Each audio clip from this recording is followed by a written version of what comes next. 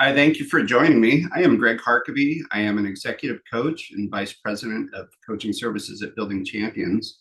Thank you for spending about 15 minutes with me today to talk about leading through change. It is one of the constant conversations we have as executive coaches.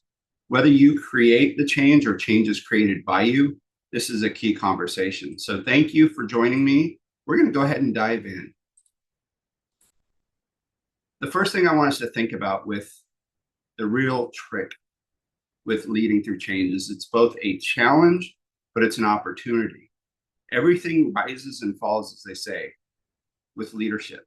And as you lead through change, it's how you lead yourself as well as others through change is both the challenge and the opportunity. So when we look at leadership from a Building Champions perspective, we believe through Daniel's book, The 7 Perspectives of Effective Leaders, that there really are just two things that determine leadership effectiveness. It's the decisions you make and the influence you have. And nowhere does that get more magnified when you're leading through change, whether it's an external force or an internal strategic decision to change. The decisions you make and the influence you have dictates how successfully you lead. So today I want to talk about 4 different areas of leading through change. Number 1, why change often fails at the leadership level. Number 2, why leading through uncertainty begins with leading yourself. Number 3, how to build trust when you cannot predict the future. And number 4, how to create enough clarity to help your team move forward with the confidence and momentum they need, as well as yourself. So with that in mind, let's really look at why change fails at the leadership level. I will start with this. More than anything else with change, when we lack a true identity personally as leaders in who we are, as well as when we lack an identity corporately or as a team, change often will fail. There have been studies by McKinsey that shows almost 70% of large-scale leadership change efforts fail. And a part of that is unless you have some core convictions and beliefs, both personally and professionally, it's really hard to lead through change. Change brings uncertainty. The lack of ability to understand how people are processing change is also one of those factors. If we're not self-aware of how we're feeling about change, as well as how others are going through change, we can assume that people are operating the same way. But if we don't take time to check in and then lead, both through our identity and our convictions, it can be a real challenge. Also, people are looking at you. As leaders, you've heard it, people are more interested in seeing what you do rather than what you say. I've heard this quote before, and it's so powerful. I can't hear a word you're saying because I'm paying attention too much to what you're doing. So with that, all of these different areas can lead to why change fails at the leadership level. If they don't see behavioral change from you, there's going to be pushback. They need to see that you actually mean to change. They have to see meaningful behaviors that are aligned to the changes that you're espousing. There's something that happens, and maybe you can identify with this as well. When we bring change to people, there's a subconscious reality of others. Sometimes it's conscious. They're waiting to see if you actually intend to change. Or is it just the flavor of the month and you'll go back to old behaviors? So if you don't change and if you're not committed to change, you can't expect those that you're leading to change as well. So when you do make the commitment, you've got to be clear on what your disciplines, your actions, and your resolve will be to the meaningful change. If it's not transformational, what you will see in that 70% is you revert back to the old and the comfortable. Change is uncomfortable. It means new habits, new disciplines, new opportunities. But unless those behaviors are matched with systems and accountability, it's really hard to keep track. This is also a big one. And I love this quote by George Bernard Shaw.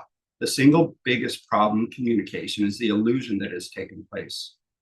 As clear as we can be as leaders, thinking through all of what is it that we're saying, where are we headed, what did we discuss?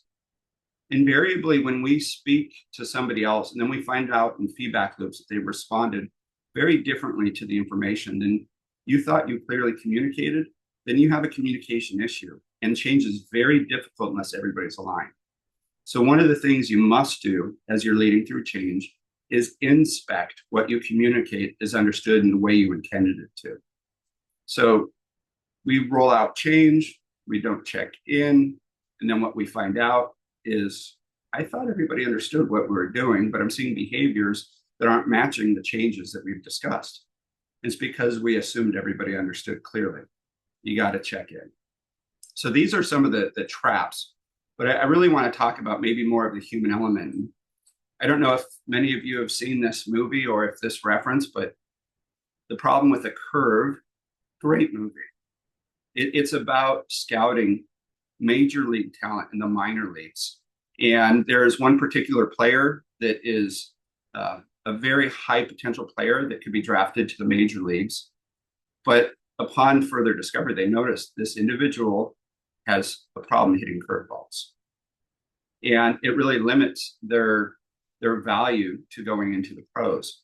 But I do think that in this movie is so poignant on so many levels, not just about baseball, but as adults, as leaders, we have to learn how to hit the curveballs to be able to play at the majors. To play at our peak performance, curveballs are part of the nature.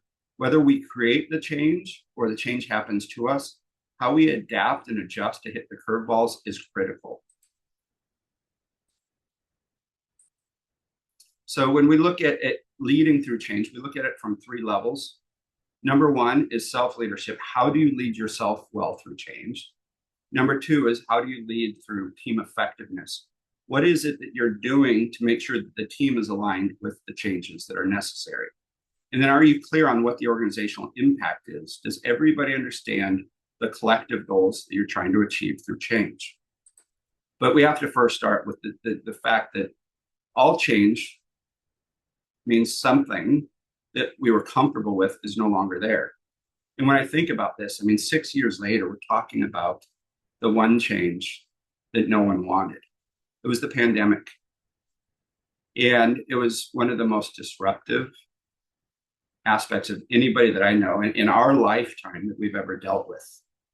It was significant change, not only personally, but also professionally, how we went to work, how we saw life, politics, faith, working at the office, working remotely.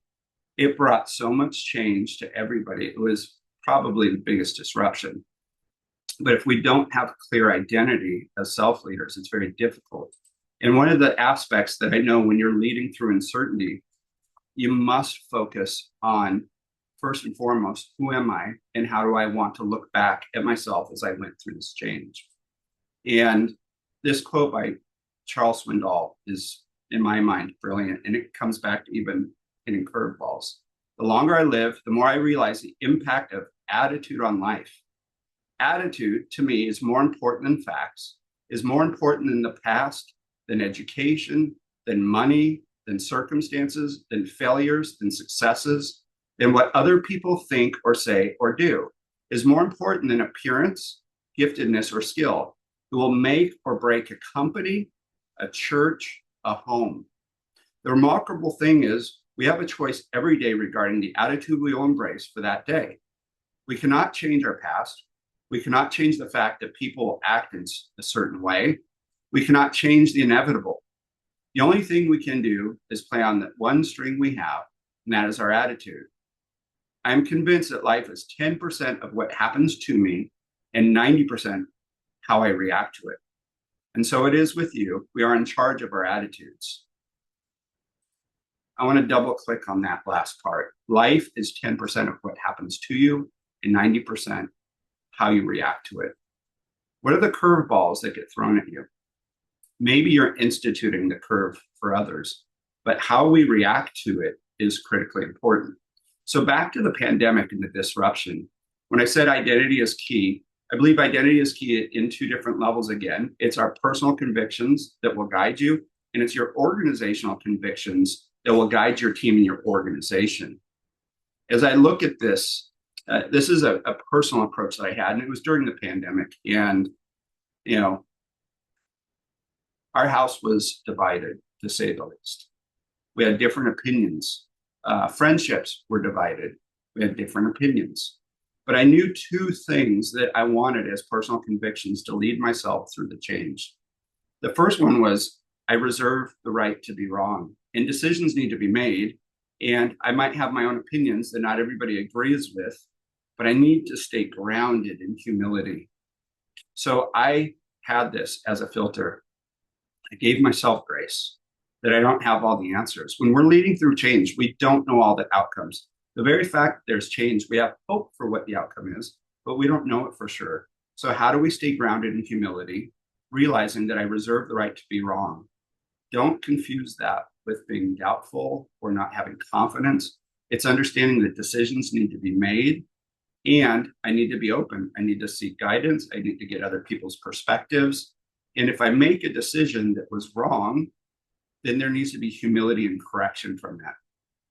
That personally guided me through so many different decisions we had to make as leaders of our families, as friends.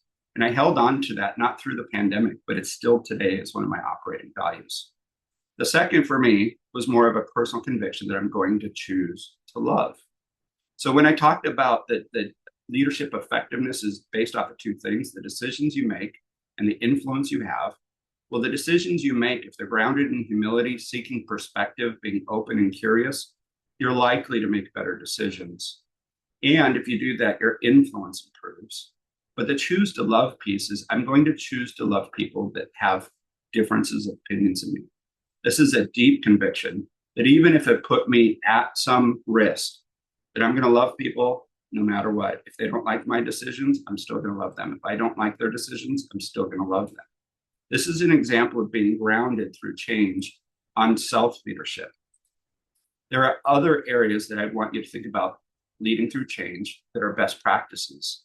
Well, the first one that I just shared with you is I want you to identify what your personal convictions are as you lead through change. What are some core beliefs that you hold that will help you guide with character and consistency for the people you lead by leading yourself well? At Building Champions, we believe creating a life plan is critical. If you don't have a life plan, that's the first place I would begin. We will offer you this tool. At the end of this, we'll give you some QR codes that you can tap in. But if you create a life plan, it helps guide you through change to know what's necessary for you to show up best as a leader by leading yourself well. And if you do have one, following it, understanding what's needed in this moment as you embrace change. Starting with an excellent morning routine, how you feed your mind, body, and soul every day at the beginning has a direct impact on how you show up for others. And then feeding yourself and your brain with positive intelligence. Our neural pathways have what's called neuroplasticity, where we can actually reshape our brains based off of how we think. We start our days hopping online, looking at what's going on, looking at emails, versus if we start our day with mindfulness, meditation, prayer, quiet time, ideating what an ideal day looks like, we show up dramatically different. Okay, we're going to transition from leading yourself to building trust when the future is unclear. You don't need to have all the answers to lead with credibility, but you do need clear and compelling convictions and purpose. So just as I was sharing with you my personal convictions, Building Champions, we also went through the pandemic as an organization, but we've held these convictions for quite some time. So as an organization, this is in our vision tool, which is also something that's available to you. We identified not only our convictions, but the behaviors. Our convictions are to love people, practice what we preach, excellence, intentional curiosity, and wise stewards. As we had to make radical decisions on shifting our business that was a big part of our business was in person. When we couldn't meet in person, what do we do? How do we behave as a team? What are the decisions we make and how we meet, how we engage? We had these convictions that guided us, even though we didn't know what the future held. It kept us together and actually made us stronger as an organization.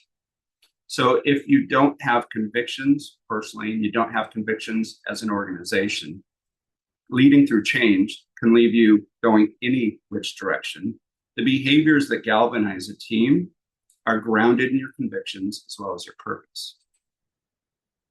Creating clarity and momentum for your team. The one thing that I know for sure is creating clarity towards what we don't know isn't the challenge. 47% of employees strongly agree that they know what's expected of them at work. This is a research study from Gallup. That means 53% of the people don't strongly agree that they know what's expected of them. Your job isn't to define the outcomes in an uncertain world where change is everywhere, but it is to define what success looks like in having clear job descriptions and organizational clarity for your team. You want to reduce competing priorities. You want to be able to narrow focus. You want to be able to define what success looks like on the daily. People have scorecards. You have to clarify decision ownership. Who's deciding what and by when? You need to understand what needs to maybe either stop or pause or be elevated. So there are some best practices of creating clarity and momentum for your team as well. One of the exercises we go through first is what we call the 3-bucket exercise. What do you have control over? What do you have influence over? And no control over? As that Charles Swindoll quote states, the number one thing we do have control over is our attitude, our effort, and our daily choices. As we lead our teams to provide clarity and momentum, we first have to start with, hey, what does each individual have absolute control over in how they show up and how they execute? And then what is it in that next level that you'd put in the influence bucket where they can shape but not necessarily dictate the outcomes, like other people's opinions? What would it look like to have influence or leverage with different outcomes that are dependent on resources and people's time? That's a very important area to provide clarity and direction as well. And then the things that you have no control over, what lies beyond your reach? What do you need to accept and let go of? One thing that I know for sure is a lot of energy does get spent on things we cannot control. We have to change that narrative, empower ourselves and others to operate in the buckets of control and influence. Here are some things you can do also to provide that sort of clarity and momentum for your team. There's an exercise that we call a KSS, or a keep, start, stop. When you're going through change, people need to know, what do we need to keep doing that existed before the change that we're about to lead through? And clearly identify these things must continue. And then what do we need to start? What are the new objectives, perhaps the defining objectives that really deal with our current reality of change? Then is there anything that we need to stop doing? Either they're no longer relevant with the change, or we need to free up capacity in order to do the things we start. If you yourself and you bring that to your team of a keep, start, stop, that provides clarity and momentum through change. Scorecards are critical. And the scorecards of what might have been versus what needs to be today could change.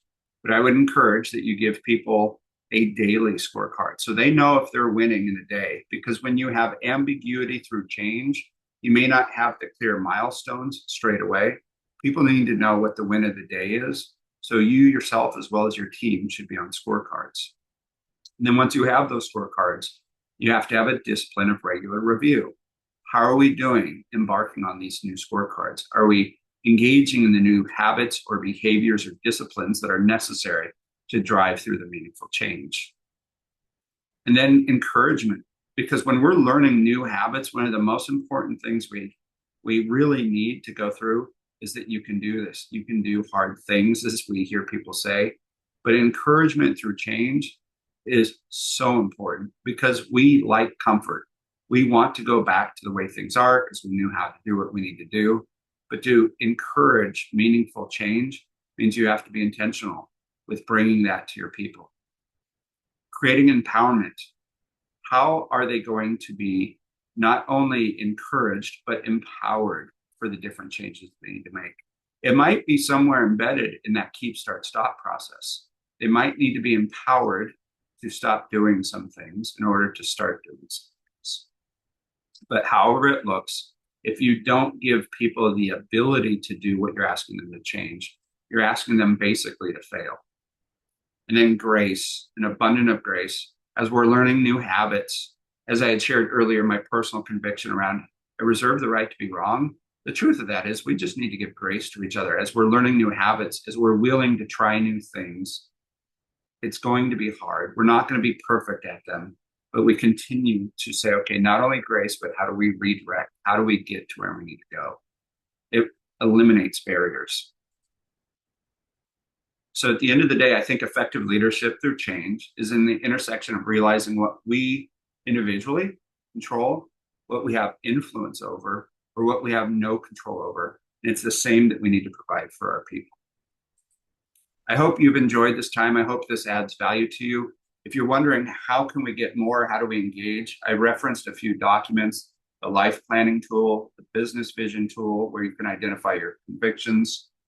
We have plenty of resources. The QR codes here tell you different ways to engage with us, whether it's through individual coaching, whether it's attending our experience, where it's a 3.5-day immersive experience in our coaching. That's coming up September 21st to the 24th in Sun River, Oregon, which is an amazing catalyst for you to really go deep on some of these concepts. We also have enterprise coaching solutions if you're looking for a larger organizational investment into coaching, or if you just want to schedule a complimentary call. We're here to help and to add value. We have plenty of resources on our website. Please check us out. Hope you've had a great time. It's been good being with you. Thank you so much.